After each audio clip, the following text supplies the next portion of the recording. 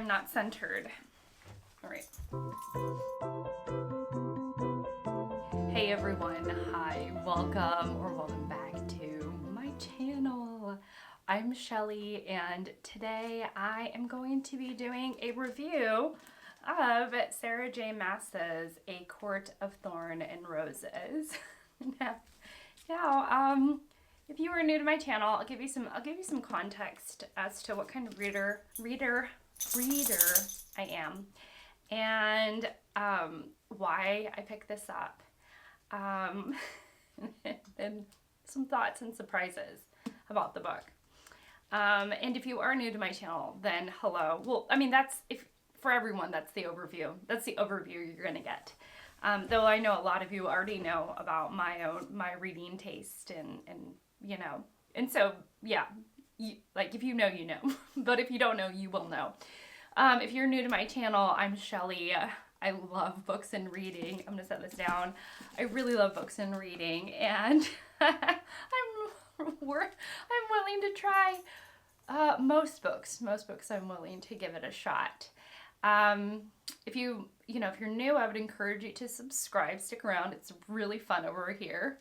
And without any further rambling on, let's go ahead and get into the meat of this video. So in August, booktube has decided to read garbage. Guilty pleasures, garbage, things that most readers would look down upon, snub. And I'm actually a host of Garb August.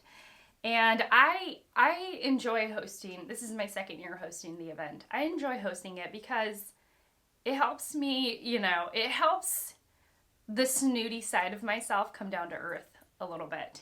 And it gives me opportunities to read things like this, A Court of Thorn and Roses, which is a fantasy romance, and it is a young adult fantasy romance book, which I think a lot of people, a lot of serious readers, people who take their reading kind of seriously, would look down upon. And so that is why I picked this up. Now I did try this once before and I DNF'd it. And then I was like, you know what, I'm gonna try that book again. So I picked this up specifically for Garb August because I'm okay, so I'll tell you a bit about me and my reading. How would I describe my reading? I do truly read a little bit of everything. I am not opposed to, but don't often regularly consume romance novels. I love historical fiction. I have quite the appetite for nonfiction books of all kinds. I love contemporary fiction, literary fiction, the type of fiction that, considers itself an art form. I've been getting more into mysteries this year. I really like a wide variety. I really, really do. Poetry, I read a good bit of poetry, graphic novels, children's books, picture books. So I do read pretty much everything. I would say my least read category, besides, Westerns or science fiction, would be young adult. When young adult was having its craze about a decade and a half ago, I feel like I rode that wave. I was into it. I would say when the Hunger Games was really popular. I read that series when it was really popular, and I consumed quite a bit of young adult books. And then I think I just, it was overconsumption. I was just like, I can't do it anymore. I can't do the angsty teenage reads anymore that have of course, a love story embedded in it. And so I read the Hunger Games, I read a couple of other series, but I think by the time Cassandra Clare came out with her Immortal something series, by the time Cassandra Clare came out with her series, I'll flash it on the screen if I remember. My editing self is she's like, why are you always promising stuff to flash across the screen? Why are you promising things in the description box? And then I rebel against my own camera self, and I'm like, it gets very meta here. And so I'm like, I'm not gonna do that, my editing self, but I'll try and flash it across the screen. There's kind of a whole wave of young adult books that I didn't really ride. I didn't ride that wave because I was getting more into like prize winning books, the Pulitzer Prize and things like that. So anyways, so I definitely missed A Court of Thorn and Roses. I want to say it became popular after my time, and I'm not copyright 2015. Yeah. Like this is just, it was just popular when I was not reading young adult novels. And so I missed it, but the kind of reader I am is that I do read. I mean, I have read young adult, but I'm mostly like almost anything besides young adult literature kind of thing. It's kind of the bottom of my totem pole. So, when something massive, when something super like hits, everybody's reading it and there's this craze around it, I can't help but getting quite curious about this, about a read like this. Last year was Colleen Hoover. This year was Sarah J. Maas. I did a whole review on Verity by Colleen Hoover. So let's get into this. This is Farah, right? Farah. This is the story of a young girl named Farah, and it's very much like a fairy tale-esque. So Farah is the provider for her family, her father and two sisters, and due to some outstanding circumstances, she becomes a prisoner of a fairy and is taken out of her bleak circumstances into the fairy world, and is kind of, and that the plot ensues from there, I guess. So you can say, Farah is, a real, she's not like other girls. She's not like other women. She is, kind of tough and finding food for her family and taking on the responsibilities and trying to fulfill a promise from her mother, or that she gave to her mother on her mother's deathbed. And, none of these are really spoilers. It's all kind of set up. And then she, because of circumstances, well, I mean, within her control, but sort of outside of her knowledge, she's swept away to the fairy realm and has to live there. I think she is 19, yeah. A huntress. She's a huntress. So that is essentially the plot. And of course, the person who is responsible for her captivity is a very handsome, sparkly fairy named Tamerlane. So, yeah. So, okay, let's get into what surprised me. So that is the plot. If you're like, I just want to know the plot, then that's essentially the bare bones plot of this whole thing. I was surprised. I was really surprised at the fairy tale-esque nature of this story. It was very much Beauty and the Beast. Very much Beauty and the Beast. But instead of the love of books, she has a love of art and painting, our main protagonist. And it really is that trope of like, she's not like other girls. She's tough and it has a hard outer shell, and and so it has that trope going on if you like that kind of thing. And I think there was a part of me that really wanted to love the book. I mean, there was like a little part of me, but I think what kept pulling me out of the story was its cheesiness. There was just times where it was so cheesy and like the dialogue was cheesy, and like Tamerlane, our main, hero, essentially, or like our guy, he makes eyes with Farah. They see each other, but they don't just see each other, they see each other. And when I mean that it's cheesy, it's like you get little things like this. I mean, I really kind of randomly opened this. So Farah says, "How can I trust a fairy? Don't you delight in killing and tricking us?" And of course, Tamerlane, it says, "His snarl set the flames of the candle guttering. You aren't what I had in mind for a human, believe me."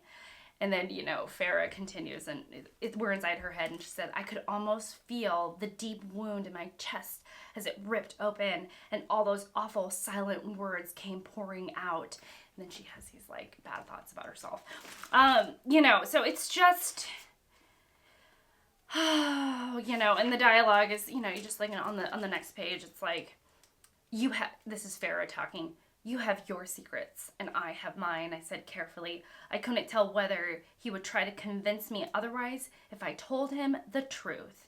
And so, so it's just like, they don't trust each other, and, they don't like each other. The dialogue is it continues like that. How can I trust you if you're a fairy? And, he's just like, I didn't think a human could be like this. And so, it's just a lot of that, a lot of fangs, a lot of snarling, a lot of, huffing off and stuff. So so here's what happened. I think there was a part of me that was like, what if I love it? What if I want to read all the books in the series? What if this is amazing? What if this is my new Grady Hendrix?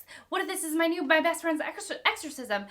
It could be that for me. And then, I would get in it, and it would just be, the cheese factor. It would be so cheesy that I would just be like, come on, I can't, no. And so it was just, it's cheesiness and sort of over the top, fairy tale-esque feeling of it all just would pull me out of the story. It was just overly romantic, and just, I just didn't love that. Now here's also surprise number 2. It was actually a bit more subversive than I thought it was going to be. So in a lot of ways, it plays out like Beauty and the Beast for the first half.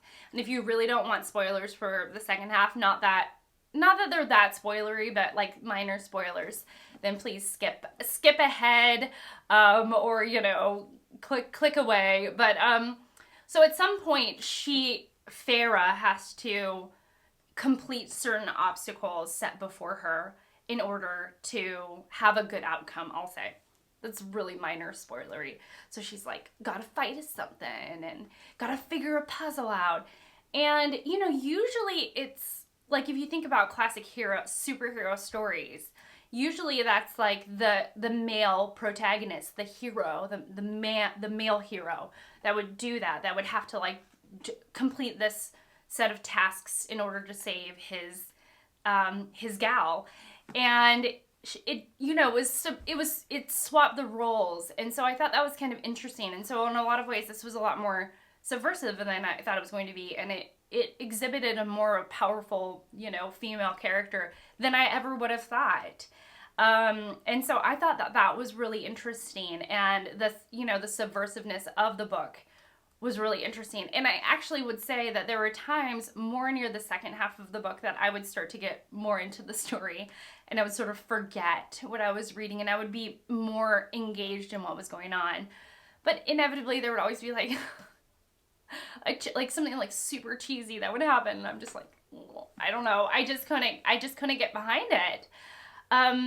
So the subversiveness was something that really surprised me, and you'll have to let me know if you've read this, if it really surprised you.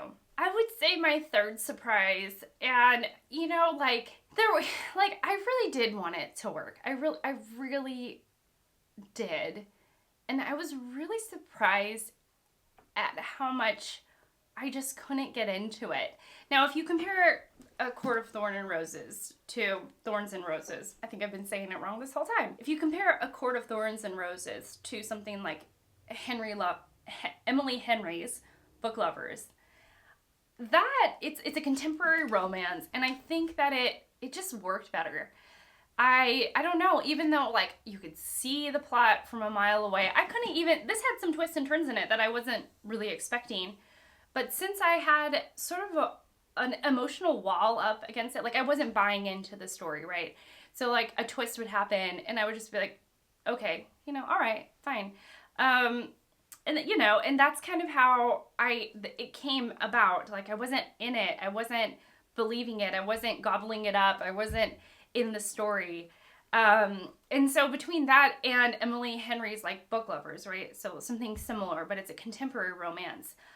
I felt like I bought into it way more. Bought into the romance of Emily Henry's Book Lovers way more. So I feel like the surprise, or like the thing that my takeaway from this is that I don't think fairies are for me. Like, I don't know, I don't think that I find fairies very romantic. I'm not bought into the fairy romance of it all. Which, like, I'm sure there are some of you that's like, yeah, Shelley, duh. But you know, like, I'm willing to try it, right?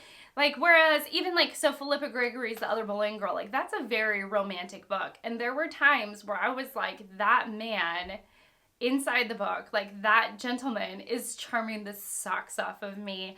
And like the way that he treated the protagonist and like the way they built their relationship, like, I was charmed by it. And I loved it. Like, there was just times where I could feel myself, like, my heart like double beating for one of the male characters in that book, in The Other Boleyn Girl. And then also with Emily Henry's Book Lovers, even though like I could see the plot, like I could see like where the book was going and the happy ending that we were gonna get, and perhaps the changes that were gonna happen with the characters. Because even though I could see it, and in a lot of ways it was less surprising than A Court of Thorns and Roses, I bought into that book more.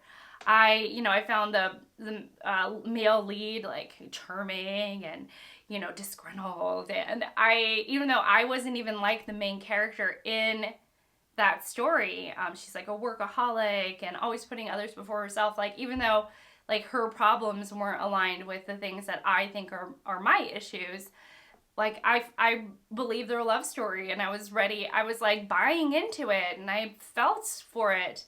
So I don't know if it's, Sarah J. Maas or just fairies in general that didn't work for me, but there was just constantly, there was like this awareness that I was reading something cheesy, like,